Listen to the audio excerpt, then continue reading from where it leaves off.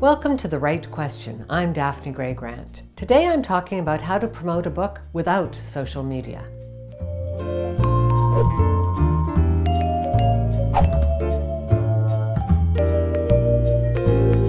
Today I have a question from American reader Nancy Larson. Here's what she's asked.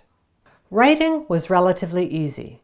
It was all the revision, creating a website, hiring an editor, working with a publisher that was the big challenge. I'm about to have my book published, and I didn't want to have a Facebook page even before the Cambridge Analytica controversy.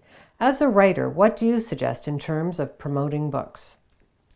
Thanks for the question, Nancy. You are certainly correct that writing a book often ends up being the easiest stage of the process. Many people are daunted by the prospect of getting 80,000 words on the page, and they fail to recognize that the real work begins after the writing is done. In fact, if you'd contacted me sooner, I would have suggested getting your own website up and running a lot earlier, because the number one thing that most writers need is an enthusiastic audience. I've had my own website for more than 12 years now, and I still see myself as a newcomer. If you want to be a book writer, especially one who doesn't depend on social media, you're going to need your website for reaching your audience. Make sure your site also includes a blog, because that's how you're going to show off your writing and connect your ideas with your audience. I blog 5 days a week, but you don't need to start with that much. Even once every 2 weeks might be enough. But if I were you, I'd try to get into the habit of blogging weekly. And once you start doing this,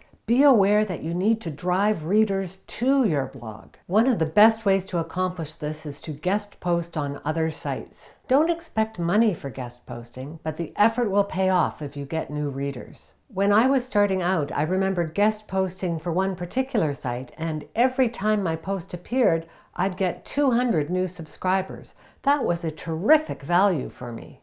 Consider providing your readers, or some of your readers, with swag. I sometimes give my readers bookmarks, but you can also consider stickers, book plates, posters, buttons, and pens. It will cost you a little bit of money, but not much, and it will help get your name and the name of your book out there in readerland. Another idea to think about is public speaking. Can you meet with a book club or writing group? Or perhaps give a speech to a service club such as Kiwanis or Rotary? If you take this route, one of my readers suggests that you require a minimum wholesale purchase of books that they can either sell or give away as door prizes. You'll have to speak for free, of course, but you can make the job more financially attractive by making such an arrangement. And don't forget about online forums. Sites such as Quora, I've provided a link below, give you a chance to connect with other readers who are interested in your subject area or in fiction if your book is a novel. Just make sure your answers include links back to your website in as natural and non-salesy a way as possible. You might also want to consider podcasts. Don't go to the work of starting your own podcast, but see if you can get invited as a guest on someone else's. I suggest this because we're all different, and some people really respond to the audio format. You want to reach those folks too. Selling and marketing a book is a huge undertaking, Nancy, and one that writers often wrongly assume the publishers will take care of for them. Only big-name authors like Stephen King and Margaret Atwood get significant marketing help. Otherwise, the job is left to the author. Don't let your distaste for social media keep you out of this important work. Just find another way to reach those readers. It's worth the effort because you will be rewarded with increased sales. Finally, let me wrap up with a quote from American author Joanne Craft. Not all marketing people are writers, but all writers must learn to be marketers.